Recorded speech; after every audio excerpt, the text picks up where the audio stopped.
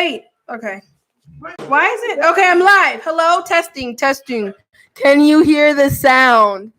Testing. Look, it looks like the sound is on down here. So I think that the sound is on. Sorry, guys. I just did this video and I didn't look at the comments because I just didn't. And yeah, the sound wasn't on.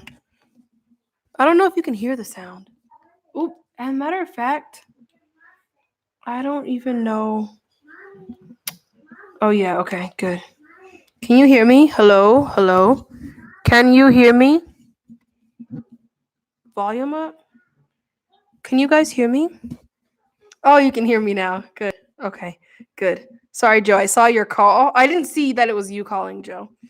So let's try this again. That was just the devil, y'all. That was the devil. As Elena says, that was the devil trying to get this message in when I'm trying to get this message out. Okay, so now I'm gonna leave this like this, and I want to talk. Well, now since I know that you guys can hear me, I was saying that I wanted to talk a little bit about what happens when you, as someone who is a go-getter or an influencer, starts to get a little discouraged because of the people you see around you are doing the things that you want to do, or maybe in a better position. You think they're in a better position than you. And I don't know if any of you have ever felt that way, but I know definitely for me, I've felt that way many a times, especially as a teenager. Because look, this is my Bible, right? Can you see this? Do you see these little heart and these like little underlines and stuff? This is from when I was about 13, 14 years old, right? So I've always been an ambitious person. And I know that sometimes like really ambitious people, you can kind of feel like you're getting left behind, or maybe God is like not blessing you in a certain type of way when you see other people who are not Christians, who are not followers of God, who are doing better. So you think they're doing like better things than you, right? And I have a friend who I was talking to last week, and you know, she's a very, very intelligent person, very ambitious. And she was saying, you know what? I look around and I see my coworkers and I see other people who we went to school with or who I went to college with who are succeeding beyond me. And I've been a faithful servant of God. And why are they receiving all these benefits and I'm not? And I had to say, oh, girl, I know the answer for you. You need to look in Psalm 72. So we're going to look at Psalm 72 right now. And I have the New International Version up here, and I also have my King James Version.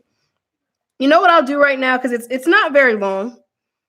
I'll read the King James Version, and then we'll go over to the New International Version, okay? And it's a Psalm of Asaph, if that's how you pronounce it. And I want to tell you, like, first of all, Asaph was kind of like, he was an influencer. He was a go-getter, someone who was somebody, not just a nobody. You know, this was somebody who was somebody. He was a poet. He was a writer. He was a singer, right? And he was also sort of in a band of, or a guild of like prophets, prophetic people who could kind of see the future, or who people felt was getting direct messages from God. So if someone like this, who people who was already kind of famous, already kind of big, felt this way, right? Then you can just imagine how we would feel, right? So this is what he says.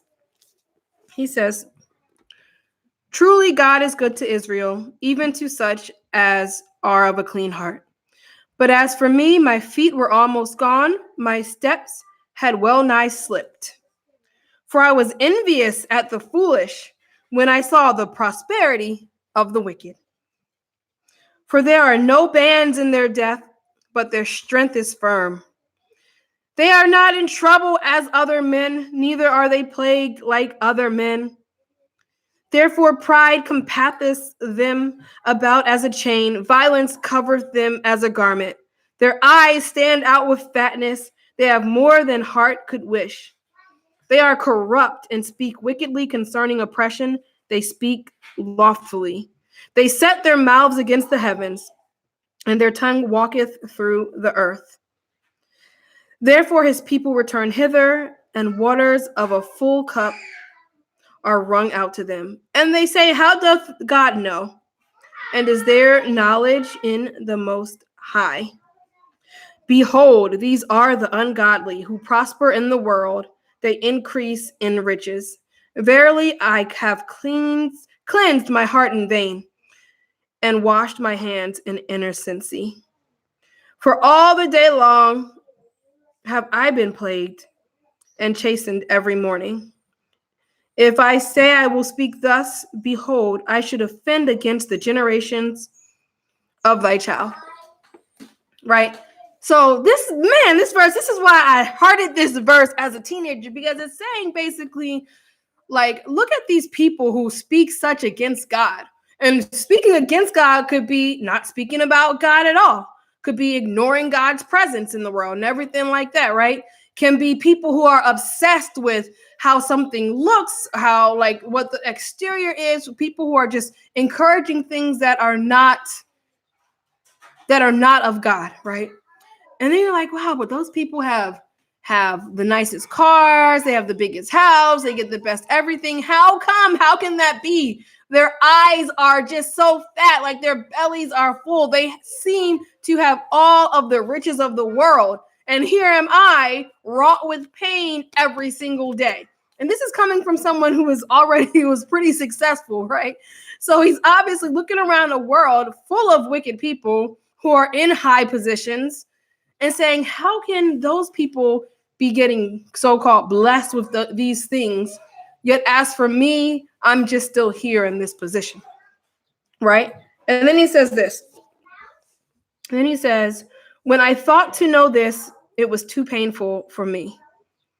Until I went into the sanctuary of God, then understood I their end, right? So when he was thinking about these things, you're just like, this is painful to think about. It is painful. Isn't it painful to watch these days? Even like looking at our president, don't you know there's some people who had aspirations to be president and they're like, that guy, how did that guy get there, God? That guy who speaks against you, that guy became president, and here I am, has done everything right, right? Has not assaulted any woman or anything like that, and that person gets rewarded with that, right? And then he said, you know what? When I thought about all these things, then I thought about it like that until I thought about what their end would be, and I understood what their end would be. I'm going to switch over to the New International Version now. And it says, we're in verse 18. Let's go back to 17. It said, so basically, when I tried to understand all this, it troubled me deeply till I entered the sanctuary of God. Then I understood their final destiny. And then he says, surely you place them on slippery ground. You cast them down to ruin. How suddenly are they destroyed, completely swept away by terrors. They are like a dream when one awakes. When you arise, Lord, you will despise them as fantasies. When my heart was grieved and my spirit embittered, I was senseless and ignorant. I was a brute beast before you. Yet I am always with you. You hold me by my right hand. You guide me with your counsel, and afterward you take me into glory. Whom have I in heaven but you? And earth has nothing I desire but you. My flesh and my heart may fail, but God is the strength of my heart and my portion forever. Those who are far from you will perish. You destroy all who are unfaithful to you. But as for me, it is good to be near God. I have made the sovereign Lord my refuge. I will tell of all your deeds. Wow. And I'm gonna tell you that the King James Version, it's a little bit more raw. It gets a little bit deeper when it's talking about that those people who you already know to be evil. Those people don't believe the same thing you do, but you follow them anyway. But those people Their end is not going to be a good one. And the Bible will tell you what the end will be if you lose sight of what's actually important. If you see, wow, they're getting all this by doing this, so let's do this like them and we can get it in that way. Meanwhile, you're following them right into a place where you don't want to be in the end. You're following them to their final destiny, which was not the place you intended to be your final destiny. So let me bring in a guest. Let me bring in a guest speaker. And I want to know, what are your thoughts on this? Oh, Lord. First of all, you're gonna have to move because I can't sit. Okay, you can sit right here. Oh, I know why this is doing this. Yes. Go ahead. I'm gonna get a chair. Yeah. Okay. Testing. What? What are you looking at? Oh, you want to look at my Bible?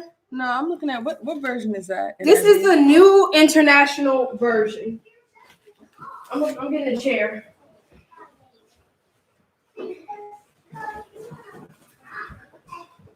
Where's my cake? Oh, I don't know. My chair. Okay, you guys have to quiet down. You want to check up, baby? Anyway, I'm just gonna use this. You want to check up, baby? Kids are using the chair, so. So yeah, I want to know what you think about this.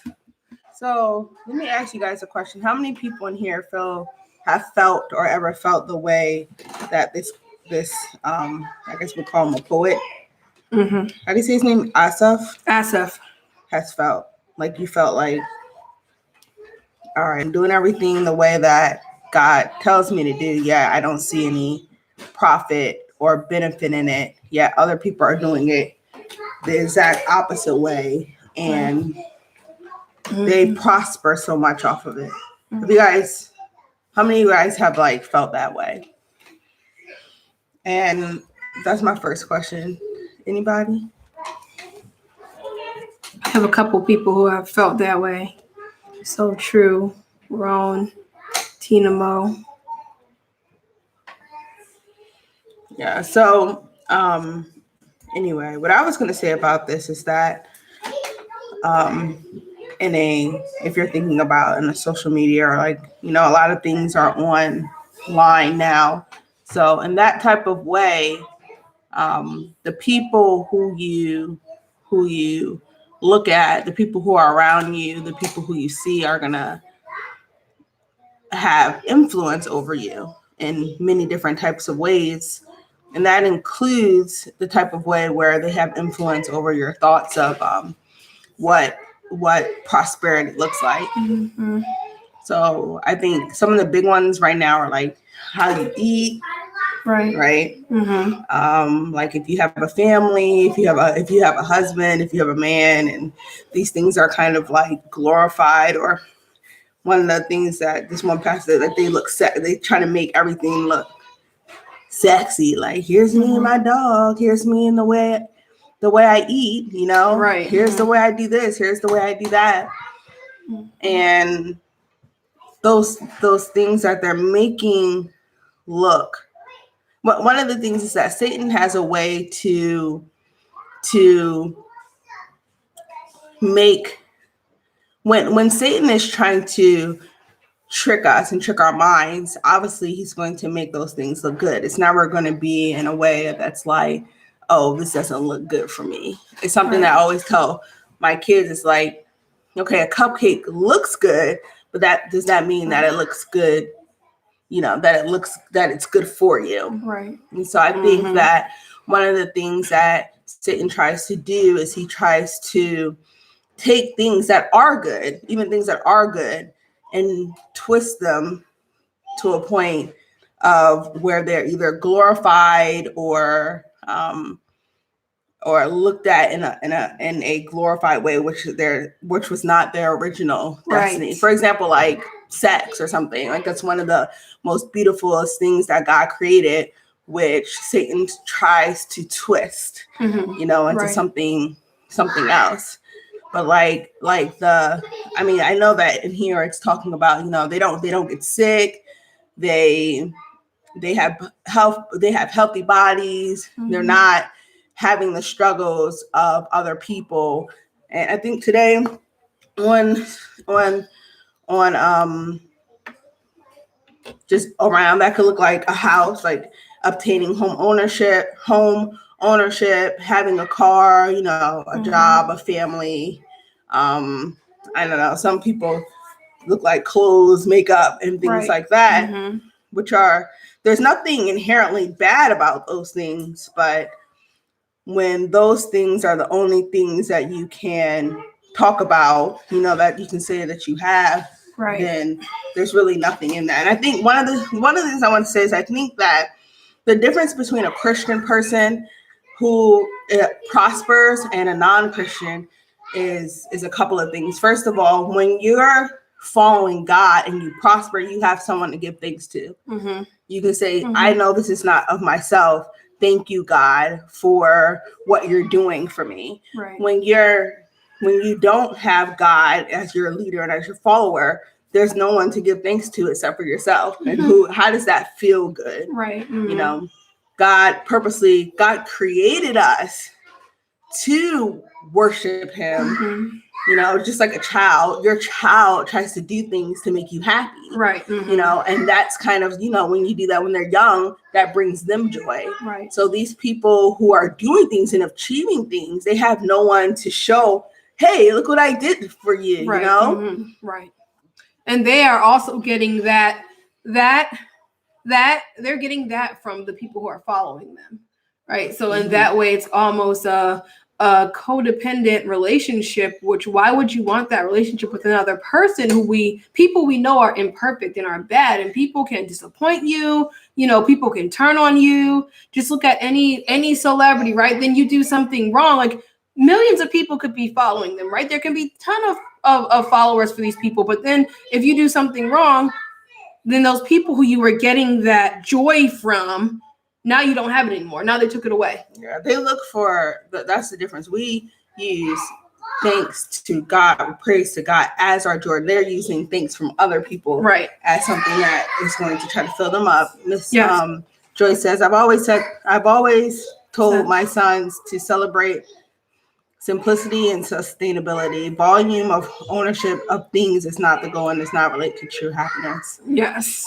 Yes. Yeah, exactly. And that's why, like you said, those things can be good and there's nothing wrong with those things. But it's like when you like thinking that having those things, that's what leads you down the wrong path. Well, that's it for them. Once they have that stuff, there's nothing else to attain to except for more of the same thing. But also another difference between a Christian person and a non-Christian person when it comes to obtaining things is that God also created us for a purpose. So you as a person looking at a non-Christian person saying, oh, they're getting all these things, they're doing so well in life.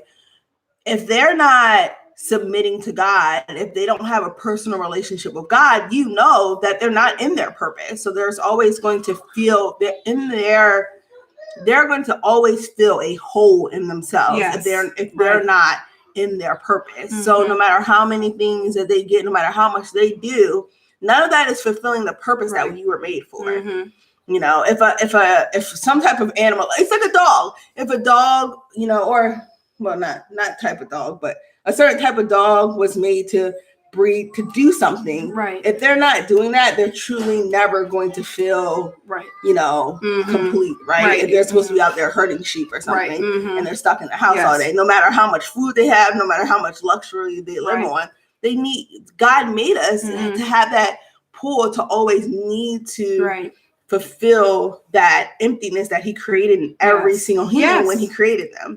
To realize your creator made you and you're straying away from the person who made you. So when you're looking at these people, I think that one of those things about, he said, like in the end, one of those things is you don't have that joy. And in the end of the first, it went from him complaining to the problem. In the end, it just went to him rejoicing. Yes. That's the whole thing. Like we were also just made to serve.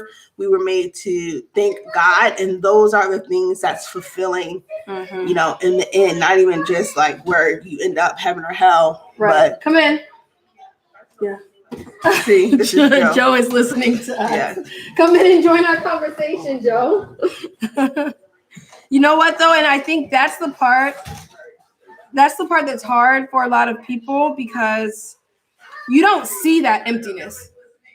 If you were to look on like someone's Instagram page or their Facebook or their YouTube, you don't often see those people like, I'm empty, or like this bad thing happened, because that's not what people do on social media. Even on your like friends' Facebook, you know, mostly people are posting like the best, the most like perfect part of their lives.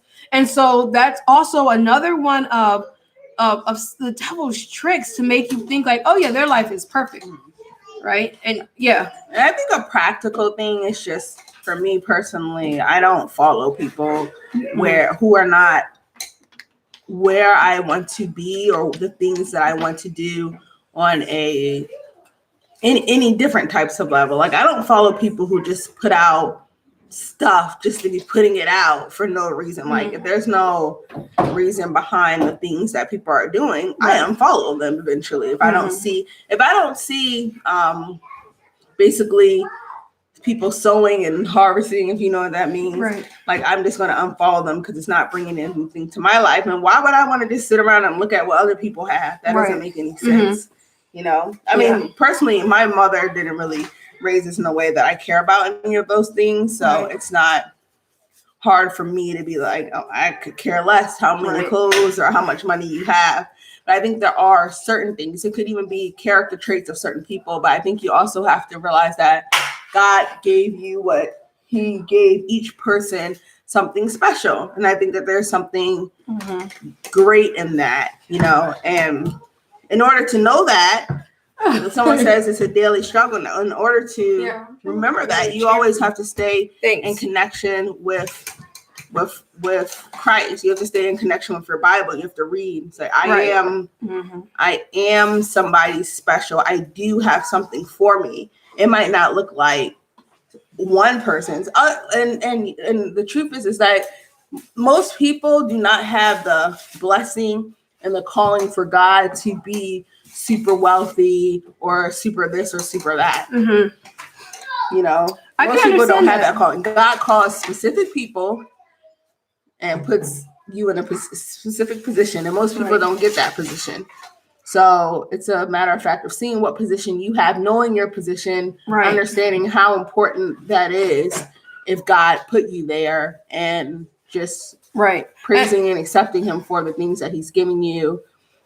I think that speaks to what Joyce was saying earlier. She said you have to set your own standards for success, meaning also, you know, everyone doesn't have the motivation to be like the top, somebody great, right? You know, you and I have friends who are like, they're content with chilling at home, being like, loving their little castle, and they have no aspirations to do that, and that's great, right? But for people who like us, who are like, I could be the president of the United States, right? Who have that, you have to think, you need to pray and meditate on what God wants you to do. I think that's the most important thing. Because also, like, sometimes it's hard to know what you want, to remember what you want when you have all these images going through. Like, you're constantly being flooded with all these images and ads and everything, and talking to people who want this and that, and not talking to people who are like, okay, I want to live like a Christ-like life, right? And talking to people who say the ultimate measure of success is, you know, if you and your family are taken care of spiritually or something like that. So you have all these influences telling you that this is what you want. But then once you sit down and have like a spiritual talk with God, or you go up on that mountain, then you realize, oh, that's not actually what I wanted. And that's not the path that God has laid out for me. And I will say this too. Sorry. Isn't it a lot easier to walk in God's purpose than to try to like set your own purpose and like do what you want to do? Yeah. Well, also God said that he's going to change the desires of your heart. So that's one thing that we can look forward to. Like, you might want something now, but if you continue to stay true to him and his world, he said that he will make your desires turn into his desires. You know, I think that's a good name, because I remember when I was younger in school, I'm like, I don't know why I never liked this country. I don't like I was like, I don't like these people. I don't like nobody. And I was thinking one time in school, I was like, I don't know how I could ever literally like any of these type of people. I went through that in high school too. And I was like, how could I yeah, ever right. like any of these type of people? Like literally. And that's what I thought. happened? Well, God will change your heart, can change your heart to be more, to see more of the way people, the way he sees them. I see. Right. I see. So one of the things you said was something that I was Are you thinking. alluding to me? Yeah, come I'm no. not alluding to you. I'm talking about everybody else. Come join our conversation, I'm Joe. listening. Joe gets too deep. Joe gonna get too deep. Oops. Can you guys still hear It us? is good for me to draw near to God. I have put my trust in the Lord God that I may declare all thy works. Mm-hmm. One of the great things that God tells us is that the reason why he doesn't make anything on his own, like the final destination, you can't get there by anything you do. Right. It's because he doesn't want you to say, I did this by myself. You have to be able to say that this is truly a gift from God. Wait, do you want me to make yours? Yes, please. And what I'm saying is that in the end, when Jesus comes back, let's just say that, and these people, one of the things that I'm just gonna stop talking about that. One of the things I found that you really need to ask yourself also when it comes to this is that first, you know that we're here to store up our treasures in heaven, not to store them up in earth. Yes. Mm-hmm. I was just reading Revelations the other day, and the earth is going to be destroyed. Your house, your 401k, your generational wealth, right? That's not going to be here very, very shortly. Yeah, sooner than a blink of an eye. Yes. Right. So, it doesn't matter. I was telling the kids the other day, things don't matter because something had happened to them and they were thinking about it. I was like, none of those things matter. All of these things will be destroyed. Every single last one of these things on this earth are going to be destroyed. So when people are prospering on the earth, that they don't have anything left for them when the return of Christ. What do you have left? And that's the question all Christians need to ask themselves. And I ask myself that constantly. What have I done today that I stored up? My inheritance, it's yours if you want it, but my inheritance and my gifts in heaven, like what did I do? Did I do anything that God told me to do today to have that when I get there? Because there are going to be levels of what people have, and we know that in the Bible. Some people are going to be in higher positions. Some people are going to be given more responsibility. Some people are going to not be given that much responsibility. But I think that's important as people who are true Christians to really think about, like, okay, well, it's not important. You're not supposed to be focused on other people anyway. You're supposed to be focused on what you're doing, what your household is doing. Right. And that's it. That's one of the things. Don't envy your neighbor. Yeah. You're not even supposed to be paying attention. Right. That's why I don't get on Instagram. Y'all see y'all be on Instagram. Y'all be watching people on YouTube. I don't get on Instagram. I barely watch anyone on YouTube. I don't watch what anyone else is doing. It doesn't have anything to do with me. And you know what? You reminded me of the other day. The other day we were on a farm and you said, like, what did you say? I said I didn't think about anything the whole day. Right. You didn't think about anything the whole day, right? And I just thought, when you disconnect from all that type of stuff, then you find that, like, what your thoughts are, I don't want to say more pure, but your thoughts are, they go back to the basics. They go back to the basic things that you need and, like, desire, like going to the bathroom, eating food, things like that, instead of chasing other stuff. Ooh, yum. That looks good. That looks really good, but not that meat. Not that meat, though, girl. Not that meat.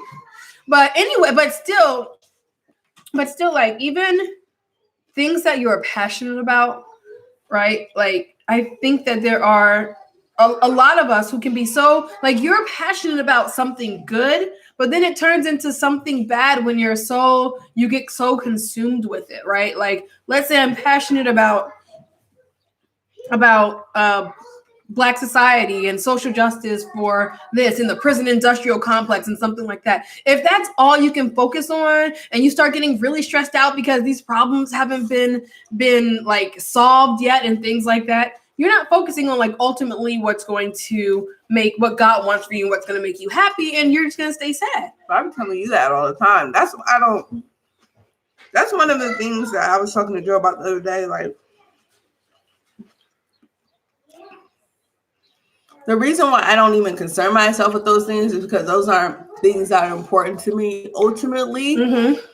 Like race and Black issues, they're important, but it's not as important as God, you know. Not as important as God. Now, however, it's God not important did as say faith. It's not as important as Right.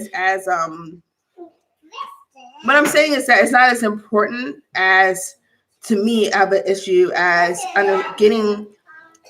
helping other people to become closer to God. That's what I'm saying. Right. But I do know that God in general is into social issues and things like that. But one of the things I was talking to Joe the other day is like I don't define myself. Who is that? Yeah. Okay. Okay. Must say just personally. Okay, tell her please don't do that. Go ahead. Yeah, but God is into social justice issues, you know, because he says, you know, who was it who went to hell for ignoring the poor? I can't remember who it was. It was the rich. It was one of the rich guys. Right? Somebody who was super rich, right? Well, that's a parable, though. Yeah. It's a parable. Story. Yeah. But he's telling a story. Is that like some sort of animal? It's trite. Okay, but well, what I was gonna say is I personally was talking to Joe about defining yourself and like what defines me, and I don't define myself as like I was saying. We were talking about someone. I was like, I don't define myself. Define. You know, like I'm not defined by being like a Black woman, or Right. like a Right. basically that's what I was talking about, a Black woman. You know, and I was like, so I don't watch things that necessarily like are about Black women because that's not how I define myself. I define myself as a child of God. So I'm going to look for things that are towards children of God, Right. you know, because that stuff will fade too. When you go to heaven, you're not Black that's anymore. gonna fade too, right? And that's why, well, for Not me Black. personally, right? Because and also because in terms of race, like that's what other humans have set and defined you as. That's not like God doesn't see you like as a Black person, right? Or even like as an Israelite or as an Egyptian or whatever they were dealing with in this part, because God only sees you as you.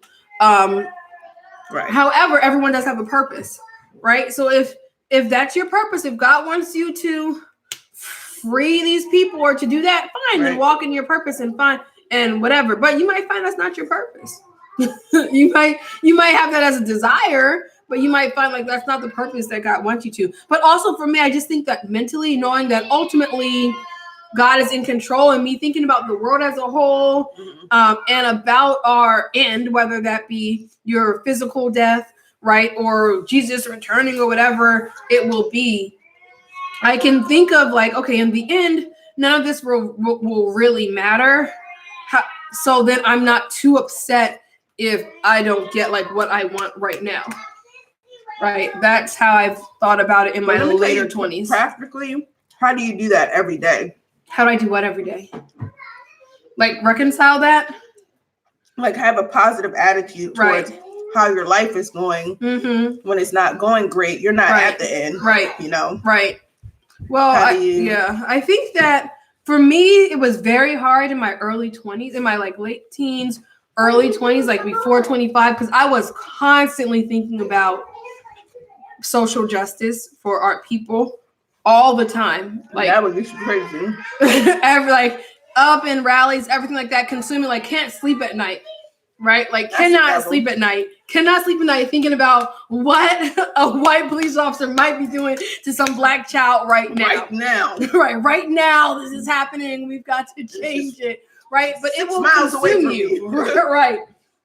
It will consume you. And so how I and I know it's the same for a lot of people who are in social justice for whatever it might be. It could be animal rights, it could be women's like rights, it could be like whatever, anything. Right. What I did personally in order not to get consumed by that is just like those meditative type things where I meditate on what is truly important, right? And so then I can say, okay, this is very important, right? And people are going to be affected by this. And I believe that God wants me to do something. I don't know what. So I'm just going to sit here and think and meditate and pray about it, right? And it was like a mixture of definitely prayer, but also just like being silent, meditating, thinking about it every day and saying, okay, well, today maybe I didn't do anything. Today maybe my very I just changed. Maybe God changed my mind. Right. Today I say my very existence is resistance, right?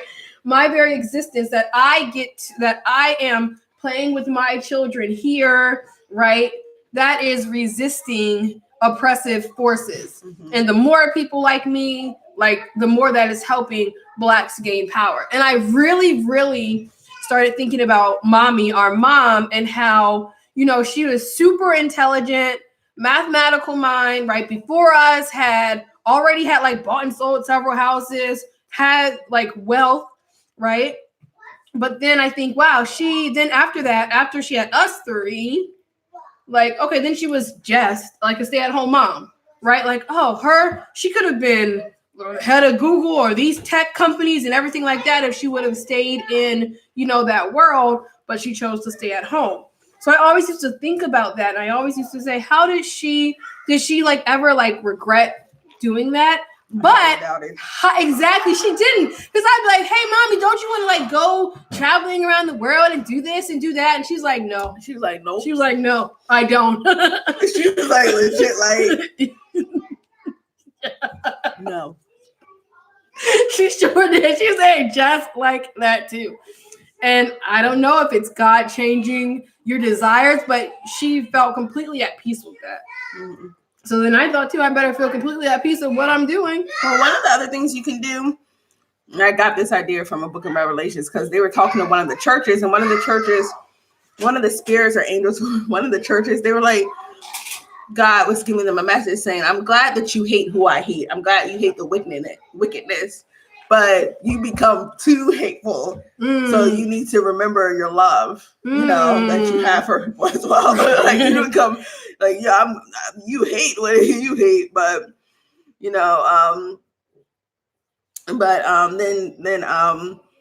he was like, show more love. So I think one thing you can do is just speak love, speak love. Right. So make sure you're balanced, that you're not always speaking about bad things. Speak positivity, speak love, and speak it out loud. Right. Yeah. So, are you two sisters? Yes, we are.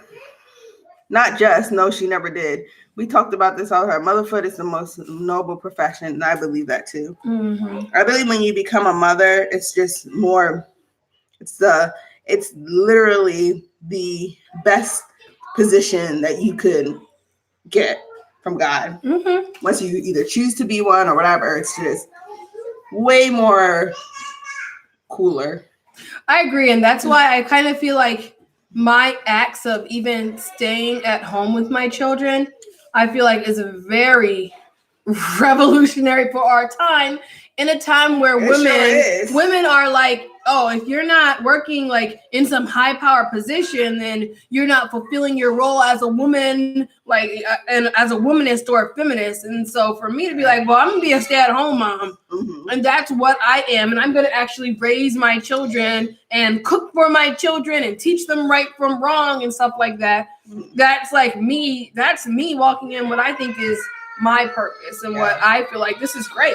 Well, I believe anyone who has children, once you have them, your purpose is one of your purposes, or one of your, I want to say, responsibilities, purpose, whatever, is to raise them. I mean, obviously, once you have them, that's different. If you don't want to have kids, great. Keep doing what you're doing. It even says in the Bible that women who don't have children, they can focus more on God. He didn't even focus more on God. God knows when you have children, you can't focus as much on him as when you have a children, a family, than if you're single, And so those women have different roles than women who become a mother, because you literally, God just put in your hands a creation of his. Yes. Mm-hmm. And if you don't think that's even more important than everything else that you could possibly doing or want or whatever. Right. There's something going on there. You know, you raise your child from 0 to 18, or whatever age you think is good enough for them to go. And then that's it. And then the rest, that's only, I don't know, it could be a third or fourth of people's lives. And the rest of the life, you have what you want to do up for your own, on your own grabs. After that, you go and pursue your career or whatever else that you wanted to get into. Right. As the most important thing. But I believe when you're a mom, the most important thing becomes your family. Yeah. That is your job. If you're not there, no one else can fulfill that role. And no one else can fulfill that role when your baby is an infant.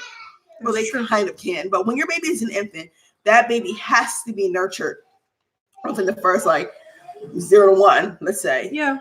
If it's not every single time, if an infant does not have that connection with either its mother or some type of figure like that, that person will be crazy. You cannot get them not to be. Right. That is a very serious role. Yeah. And for you to think that I'm okay, I'm gonna drop them off at the daycare at 6 weeks. That's a lie. One of the things that Satan uses as for all of this stuff we've been talking about as a lie is what is culturally normal and acceptable. So just remember that. That's one of the things, is this culturally normal and acceptable? That's what I think to myself. And if it's, yes, then I have to question it. Yes. Is this Satan's lie? Right. It's normal and culturally acceptable when you get a job to buy a car, get yourself a new car, after you have your job or whatever. That's a lie. I realized that was a lie. And, my mom also told me a long time ago that was a lie because she bought her little junky car. Right. And when she got a new job, she did not buy a new car. But that is Satan's way to get people, just so everyone else gets a $20,000 car who makes $50,000. Why don't you get a $20,000 car? I'm right now driving around a car that's... if you would ask me 3 days ago, I'm driving around a car that's $600. That's worth $600 because I realized that this buying a new car is another type of attack.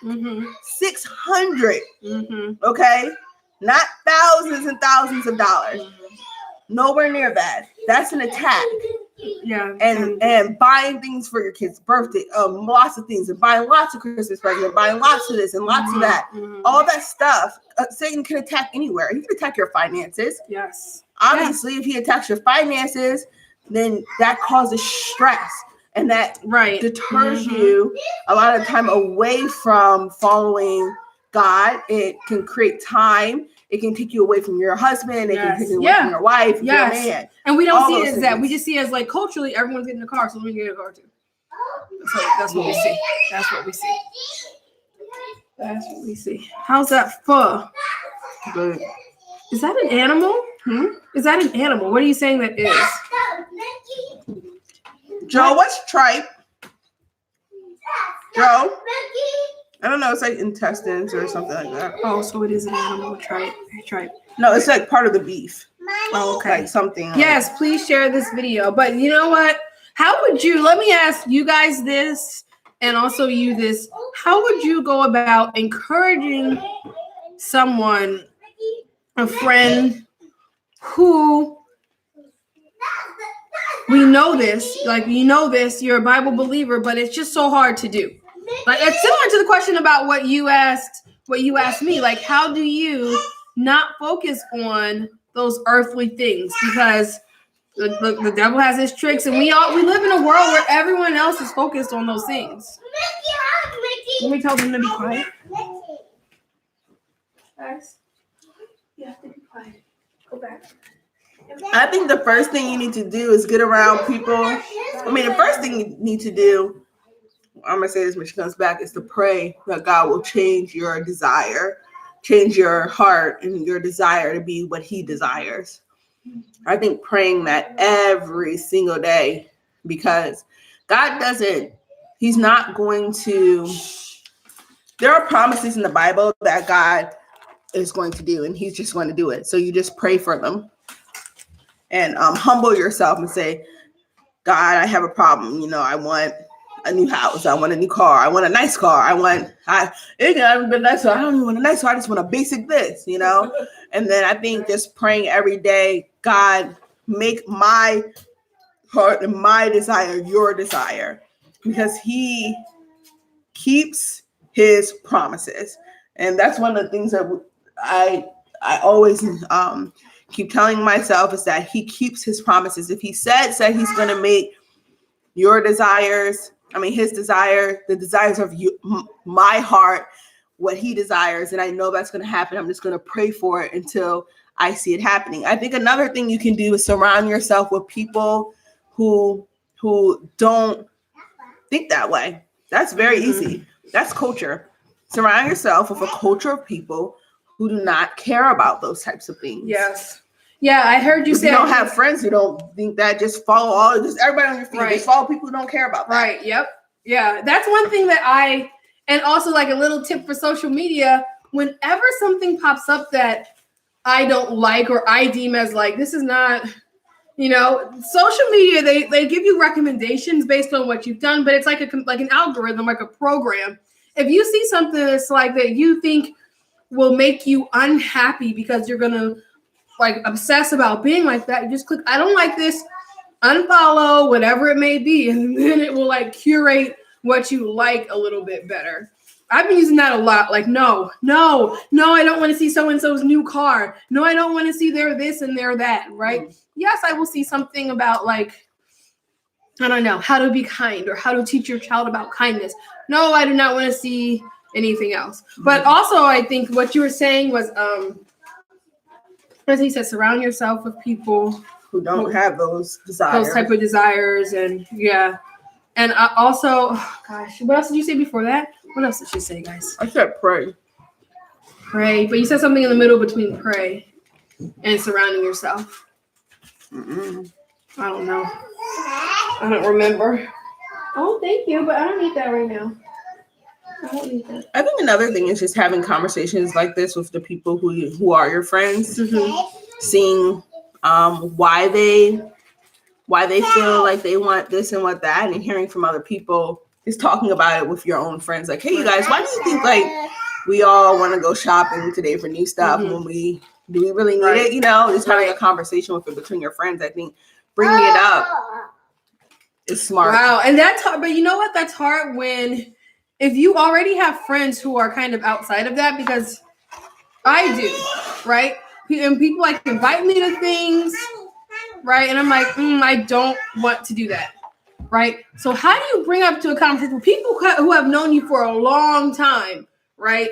And now you're like, well, I'm a little bit different now. I'm like older. I'm focused on like what's really important. Y'all want to go out here and do this like thing, right? That's going to like lead me down a path. Not that it's anything bad, right? It's just not like in line with my right. It's not worth my time or in line with my purpose, right? Or like, hey, let's go doing this. Let's go to the beach. Let's go in here and there. Easy. I just say no, I don't want to. I say I don't have time for that. That's what I tell everybody. You sure do. They're like, oh, you want to go out? Hey, let's take you and the baby. Let's go out to the mall. I say I don't have time for that. I say no. I ask them why. Right. I say no, but that's the type of person I am. People already know that I'm that type of person. Yeah, that is. That's what I'm saying. I don't know if that's gonna work for you, and you can turn into that type of person. Someone's like, hey, let's just go walk the mall. I would literally say, I do not want to do that. Or I would say, for what? Sure question mark. And I'm like, and then I'll wait for a few minutes and I'll say LOL, because I really do mean for what? And I just laugh about it. Mm-hmm. But most of the time I also have an excuse I can tell them. Right. Okay, so then it's not necessarily. I've been saying I've been working on my PhD for the last 6 years. And that is true. People keep asking me, like some of my close friends too. They're like, hey, let's go meet up for lunch. I'm like, oh, I'm working on my PhD. And I don't care if I'm working on my PhD then or not. The point is that if I take time out to go meet you for lunch, and if it's not for like doing something for me, if we're not doing something, not for me, but if we're not doing something, or whatever to do something. Right. I'm not gonna like go all the Right. way out of my way to go Mhm. to go walk the mall. Right. Like I don't do those types of things anymore Mhm. because I have a purpose and I know my time is very valuable. And unless I'm just already walking the mall, I don't even go to the mall. I So know. that doesn't even matter. Yeah. I literally do not go to the mall. Yeah. I try to be the example for others and share experiences and knowledge to help people self-actualize, to empower them to be their best self. I see those types of outings as pointless. I stick to spending my time on something worth my time. Time vampires. Hi, beautiful ladies. That's just how I feel. I know Mhm. Joe is a little bit different. You know, I know he likes to go out with people. I mean, he doesn't, but because I always convince him why it's a waste of time. But I just believe time is very, very important when you have a purpose. Yeah. And I just want to do, I just want to get stuff done. So thinking about your time, I think that's a good thing. Thinking about how you can use your time in the most meaningful But way. also, you got to cut some people off. Now, you do have to cut people off. Some of the things you got to do is just totally cut them off. Totally. That There is are some true. people you just need to totally cut off. There's been lots of people I totally cut off. And you know what I find weird? You know what I find funny about that process is that I always thought that they would be wicked people. Like when I would hear Christian adults say that, or songs say like, "Oh, I lost a lot of friends when I, in my walk with God." I always thought like, "Oh, they were like friends with just like wicked people, and they had to cut the wicked people out of their life." And it's not wicked people, and it's not even hard to cut out wicked people. You cut out wicked people like this, right? Right, but like it's those friends who are good, fine enough, good people. They can even be Christian people. Yeah, right? they can. They're Christian people, these friends, right? But it's like, you're not, you haven't maybe self-actualized. Not to sound, I hate when people do that, when they're like, oh, this girl, I was in Uber the other day, and my Uber driver was like, well, I don't know if your third eye is open or not, but so I don't know if you're going to understand this. So I hate when people do that, when it's like, they don't understand. But if they're not at the same place as I am, where all my desires are like, I'm not worried about getting $5 million. Like, I'm not worried about that. I don't want to be with you as you pursue that money, right? Right. So, but they're perfectly good and fine people. One of the prime examples I realize if you need to kick someone out your life is that, talk to them 1 month, say, hey, what's going on? You get everything. Talk to them 8 months later. If they say nothing much, the same exact thing, cut them off. Okay, if but that's you going somewhere, cut them off. But that's just being unproductive, right? I don't need. But there can be people who are productive people in my life who are not about doing anything. No, but I will talk to people 1 year, and I will talk to them 2 years later, and I will say, "What's going on?" Yeah. They're like, "Oh, same old," and I'm like, "Oh, all right. Well, I just called to see what was up, man. Bye." Yeah. I'm like, that's all I wanted to see if anything was going on again. No, right. That's true. Same old. Right, and those are some Christians too. We're in our 30s. You're supposed to be like, I mean, if we're like, 70 in our 60s, you're like, oh, somebody got older, but we're doing all right. That makes sense. But in your 30s, you're supposed to be crushing it. Yeah, that's true. You don't have time to be talking about, I'm doing the same exact thing I was 3 years ago. Whatever it is. And not even that, like, I have nothing to praise God for. Right. No one says anything. Right. Mm-hmm. It's nothing. Right. The same old thing, just chilling. Right. You know what I'm saying? I'm like, no, I don't know what you're talking about. And so there's that. What's going on? I'm like, oh, this happened and that happened. Right. So, but there's that. But then there's also people who are progressing, and I don't want to progress how you progress without God. That's silly. Why would I do that? I'm happy for you. I'm glad. Like, that's great. But I still don't want to meet up because you're progressing without God, and that means nothing to me. You're not going to be able to help me.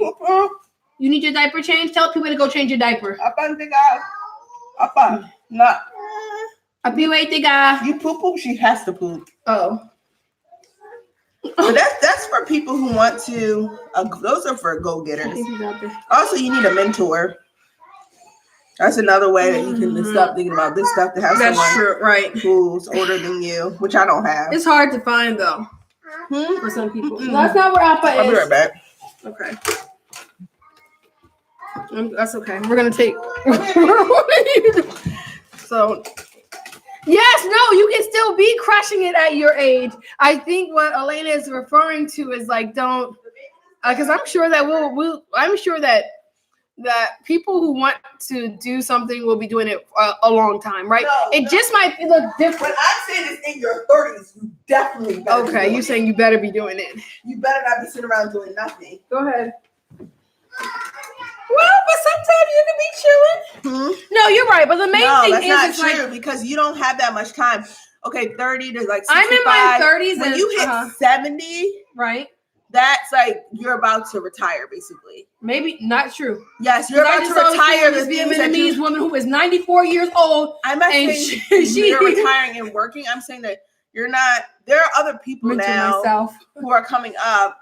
You know, you're not going to Oh, I retire. see what you're saying. Right. You're I know not what you're gonna saying. stop working but you're going to change what you're doing most likely. Mhm. 70, 75. It's like maybe now you're the mentor, maybe you're doing this, maybe you're doing that and that. But if you haven't started when you're 30 to get to the place where you want to be, you're not going to, when you start something at 30, you might not even see it come to realization until you're 50, until you're 60. Yeah, right. You know what I'm saying? In the Right. way that maybe God showed it to me. Like people who start churches at 30, when you start a church at 30, it's a little church. By the time you're 60, it's grown into this huge thing, you know, Right. that you saw when you were 30 years old. Right. That didn't come into things. It takes time. Right. So I've been saying, like, you can't just go through your 20s. You can't go through your 20s or especially your 30s and not be from 30 to 40, look and see something has changed. Right. And to me, I think that people who when you want to do that, you need to have the right people around you. And I'm talking to this about all my friends currently, people on YouTube who are of the Christian faith. We're always talking about having the right people around us and how we are trying to kick people out and bring the right people in. Yeah. Because without people, it's really hard to work and in your purpose without people. But God put us together. Right. You know, and we're like, we got to stick together. We have to be each other's. Right. You know what I mean? And that's so funny because within the Black community, right? And there's a lot of Black people who want to do stuff and who want to be collaborative. Like even like I'm meeting people, right? Meeting someone, talking to someone today, like, okay, this is going to be a great person. We can connect, but we have to ask this question: are we on the same spiritual path too? Because you don't want to build something with someone who's not on that same spiritual when you're path. talking about in a very close way, in a close way. Right. I mean, obviously you have friends who aren't Christian and this and that who you can build stuff with, but when you bring them into like an inner circle, that's different from being on your outer and outside of it. Right. You know? Of course. And that's just going to happen naturally because there are certain conversations you can never have. Exactly. And there's certain things they can give you, but especially like with my children. My children, I had to not cut off, but like I can't talk to a lot of people anymore. Like, hey, let's get our kids together. Oh no, I know. no, we can't. I'm 51 years old, and I mentioned myself. Yep, I know that. Right, you still work, but at what you want and volunteering because you are free to choose. And in mentoring, helping the Young Generation Network, I'm 24 and I'm so close to finishing college. I took a few years off to figure out myself, and I really hope by the time I'm 30, I can open up my own business. That's good. Yeah, girl, but you ain't got to figure out yourself. God knows who you are. I think one of the ways to find out what you're supposed to be doing is just to do until it falls into your lap. Right. That's the hardest part is waiting. The hardest part is waiting. For me, the hardest part is being patient. And I went close to finishing college. Yeah, right. Yeah. So I can open my business. But that's the hard part is like, you always look at.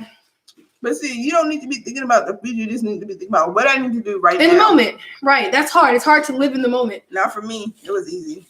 It's hard for some people to live in the moment. Sometimes it's hard for me to live in the moment because I'm a planner. I'm like, okay, if we do this. And also it's another thing popular culture teaches you, especially European culture. They like to plan stuff out, right? They like things done on time. Like this, it has to be like first part of the project, then this, then this, then this. And they even have everyone believing that, if you do projects like this, then the project will be successful. right? As opposed to something circular or just waiting or just getting some divine thought or something like that, which also is another way to get things done. Because people all throughout time, all over the world, in every single type of culture, get stuff done. Mm-hmm. They get things done. And it doesn't have to be in a way where you're like every day, like, okay, did I do this on my checkoff list? Okay, did I do this? Did I do this? And if I didn't do everything on my checkoff list, then I'm somehow not successful. That's what gets me when I'm like, oh gosh, I didn't get that done today. See, you don't gotta think about where you're gonna be. That's what she just said. I'll be stressed thinking about where I'll be. I pray I know that God will lead me to what I should be doing in my. The thing is that you're gonna be at different places in every single time of your life. Focus on. I always focus on what I was doing right then and there. I knew that if I just focus on this, it's gonna lead me somewhere else. And I kind of like not knowing where I'm gonna be at. You know, I was like, okay, this is kind of fun. Like it's a game. Like you just sit here. You know what you're supposed to be doing. If you know what you're supposed to be doing right now, I'm like, I wonder what this leads me. But that's only because I've seen things in the past. Like, okay, if this is happening, I know something's going to lead me. But one of the reasons why God allows us to. One of the reasons why we do have this worry and we do have this this sense of like, oh, I don't know. It's because God wants us to use him. You know what I mean? Yes. If we already knew, and I heard someone say this, we were just like, all right, just tell me God, and then I'll do it. Right. But then that requires no faith. Right. You'll just leave him. Right. Yeah. So he's just giving you a little piece at a time. He'll drop this on you. Okay, you did that, and now you're just waiting because you need. God wants you to rely on him to get there. If he told you, you would not rely on him. That's our human nature. We'd be like, all right, bye. Right. Thanks. And we do that in our life where there's parts of your life where you're like, oh God, I need you. You're in the Bible every day. You're doing this and that. And then there could be, at least in my life, there could be months I go by without even thinking about it because everything is going my way. Right. You know? Yes. And then something comes wrong. Yep. Then you have to go back to God. That wrongness is coming from God to get you to pull back to him. Exactly. I've experienced that so much. And I'm like, why is this happening? I haven't talked to God in months. That's how stupid we are. That's how we are, though. Like, God has to put something in your way to come back and humble you to bring him back to him. And I played that game a lot back in the day. I mean, I still play it. Right. No, yeah, I did that too. I've done that too. Man, the thing that I think about was this Islamic shopkeeper who sells fabric. And if you go into his shop every day, all you hear is prayers blasting through his like boom box, right? And he said the way I became successful is that I pray before. I mean, I know you say you don't do this, but he said I pray before everything I do. Like before I make any decision, before we get up, before we open up the store, we pray over every single thing. And so that reminded me, okay, I definitely need to be doing that more often. And that kind of keeps you from falling back. And that's the religion part of it. Like, you know, the like methodical doing this, right? It's not like if you don't pray every day or before everything, God is going to be upset. But that part helps you to like be methodical about it, right? And to remind you of like what you're supposed to be doing. So, what are your thoughts, Joe? Well, I just kind of popped into the middle of this. So. Hey, I know Joe likes to get really deep about it. Joe can get so deep. I could pull the conversation any which way. He gonna take it all the way back to. He gonna start talking about. Okay, well, let me ask you a specific question. And it's about: Have you ever wanted something that you saw someone else having? And wait, before you finish that, before you answer that, what time do you have to pick up the kids? 8. Okay. 40. 8? Yeah. No, all of the kids can't stay until that time. 7:30. 7:30. Okay, so Okay, 8 so minutes. now. Okay. All right, so I gotta leave now then. But no, go ahead. All right, so 2 minutes. You got 2 minutes to answer this question, Joe. Okay. Have you ever, like this person has, like we were talking about, Psalm 72, have you ever looked at someone, been jealous over what they have first? That's the first part. And then how did you overcome that? I don't know his answers. You do? Answer for me then. Your answer on a material level, I would say your answer is probably no. No, he has to answer because he has to leave it. But go ahead. Oh, thank you for the donation, Priya. I never wanted something that someone else had. but I did feel the pressure, like it's like a requirement in order to be something. So I think the problem with like being defined by something in this world is that there's expectations behind being that person or being this person or being this type of person. And like it's kind of like it's kind of a dead end, because like God isn't trying to define you by a position. You know, he's trying to define you by who you are to him. You know, like you were saying, like being a child of God. You know, if you're a child of God, you can be anything you want on this earth, potentially, you know, as long as you have the faith to back it up. But I think that, you know, in a way, Satan is trying to landlock you into saying like, okay, so you want to be this? All right, I'll give you this. And that's all you get.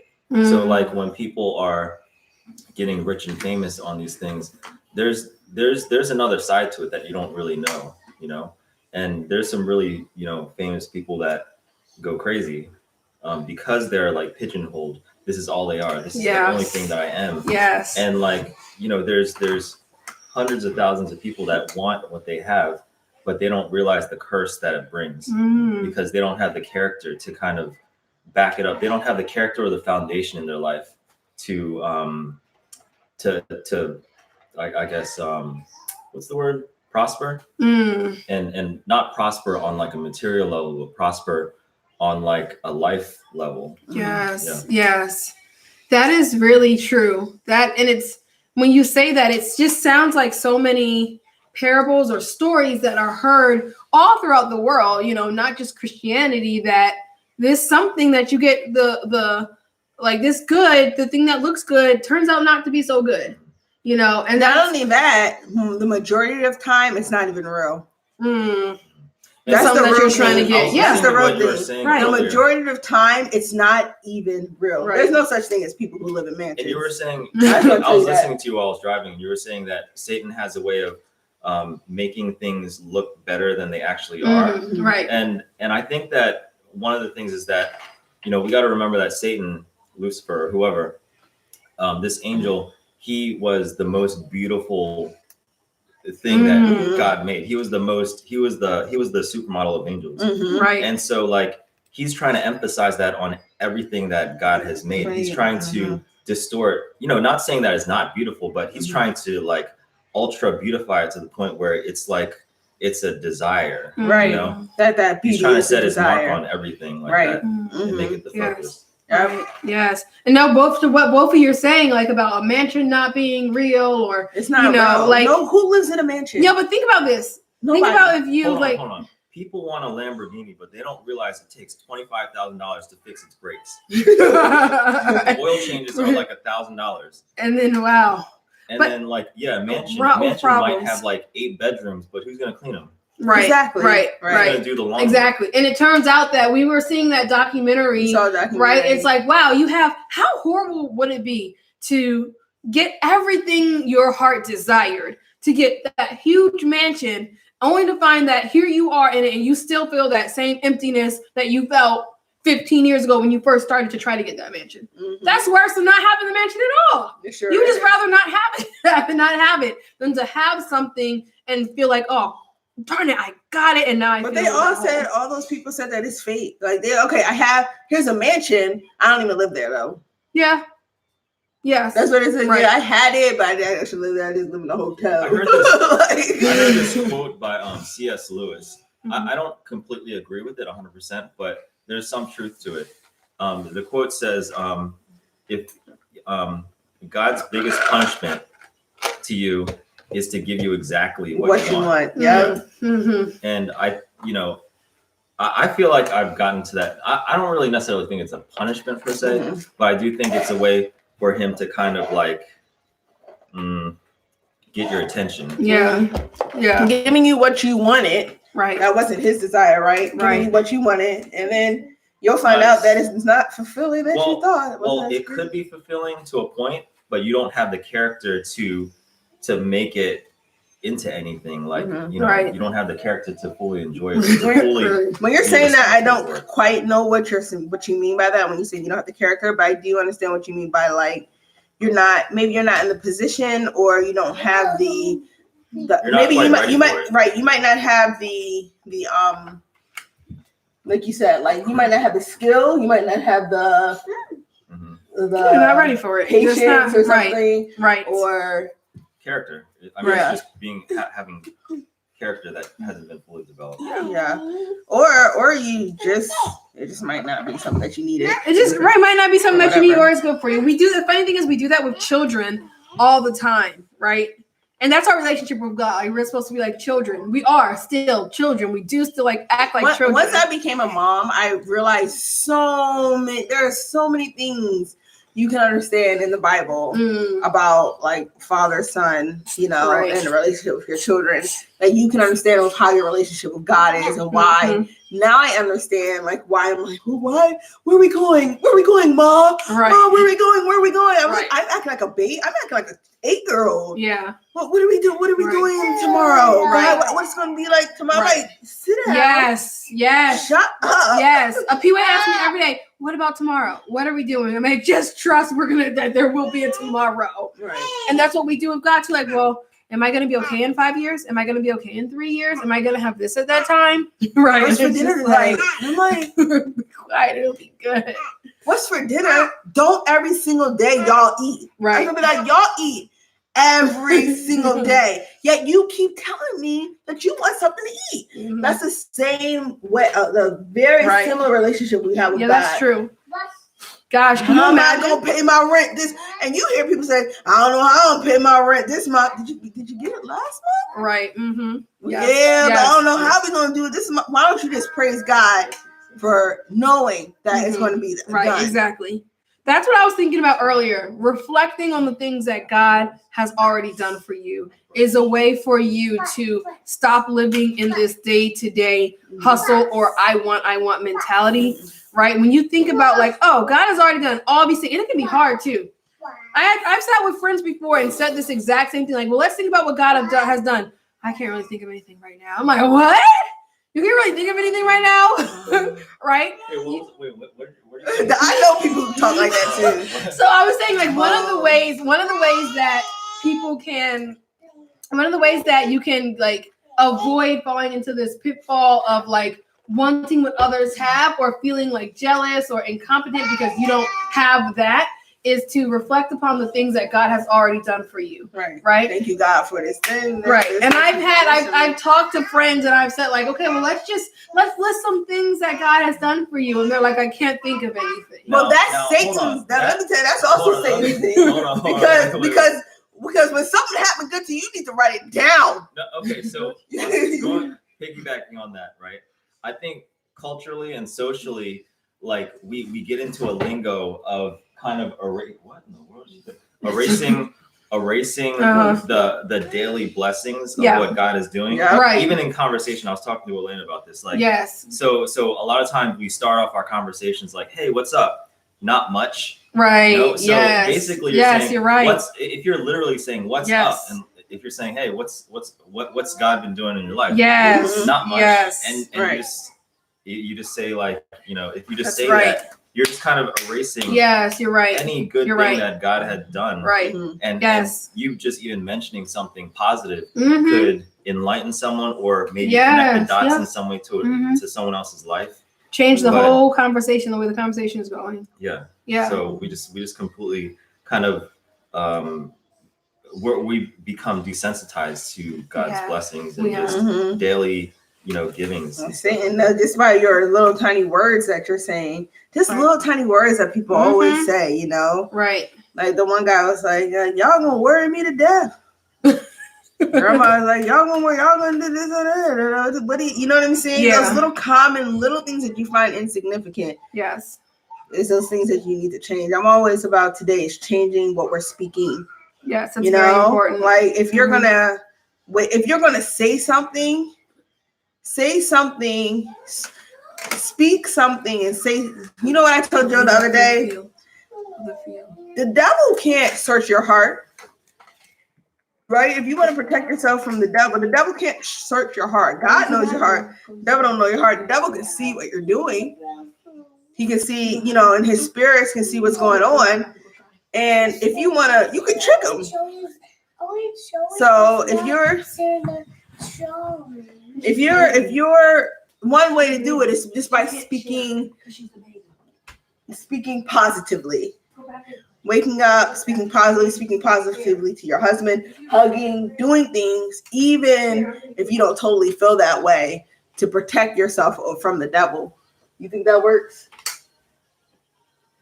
The devil don't know what the devil can't. Well, you came up with the idea. That's why. Idea. So I don't necessarily feel the same exact way.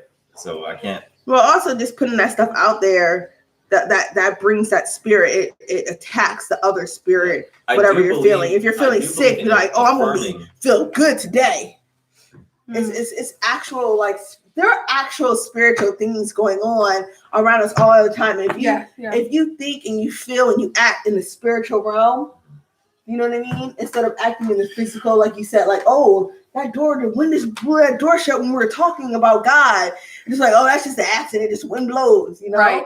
If that happens, you say, command that spirit of whatever out of here. Yeah. And Joe and I are just trying to live in a more, I know that we're both trying to live in a more spiritual central, like everything is spiritual. Mm-hmm. Everything that's happening, nothing is coincidental. Now I got to go. It's 7:34, 4 minutes late. Okay. Nice talking to you, Kiba. All right, y'all can get out of my house now. Y'all leaving? Yep. All right. Can you clean up the food? We don't have enough time. Yeah, that's fine. I'm gonna clean up all night. Well, yeah, that's fine. Go ahead. All right. Are you gonna end it or are you gonna? Well, we're gonna end it right here. Thank you all who have been on here watching, who have been chatting. We appreciate it. We love it. Please go spread this positivity throughout all the earth, or all your friends, all your Facebook, or whatever. Yeah, start the conversation in your own group. Yes. Start the conversation. Exactly. So. Yes. All right. Goodbye, everyone.